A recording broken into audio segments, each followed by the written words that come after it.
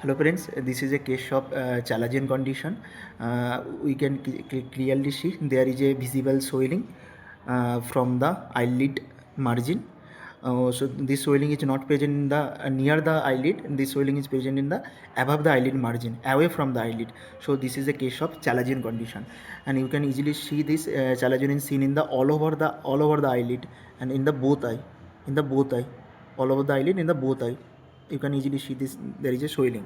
So this is a condition of the chalazion condition. ঠিক আছে, now the difference between the chalazion and the stye. চ্যালাজিয়নটা তো হচ্ছে এখানটায় পাওয়া যাবে, তো চ্যালাজিয়নটা কোথায় পাওয়া যাবে? দেখো আইলিড যে মার্জিন না, আইলিড মার্জিন সে একটু নিচে থাকবে, আইলিড মার্জিন থেকে একটু উপরে বা নিচে থাকবে।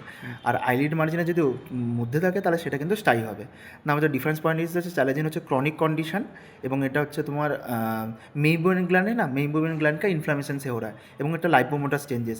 इसका जब बायोप्सी करेंगे तो चैलाजियन स्कूप से अगर निकलेगा तो इसको यहाँ पर एक मल्टी न्यूक्लियोटाइड जाइंट सेल मिलेगा, एक ग्रैन्युलोमैटस कंडीशन, यहाँ पर लिम्फोसाइट सेल मिलेगा। ठीक है, इसका ट्रीटमेंट क्या है?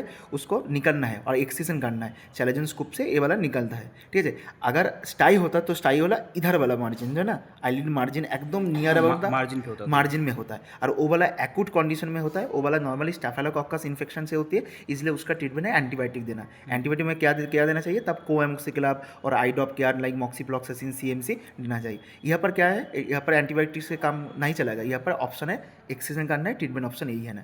तो डिफरेंस है, वो वाला ग्लैंड ऑफ मेइज से होती है, मॉल से, और ये वाला হচ্ছে গ্ল্যান্ড অফ মেইবোনিক গ্ল্যান্ড से इन्फ्लामेशन से होती है। তাহলে এই হচ্ছে difference challenge between the and style মধ্যে ডিফারেন্স, বাস খতম।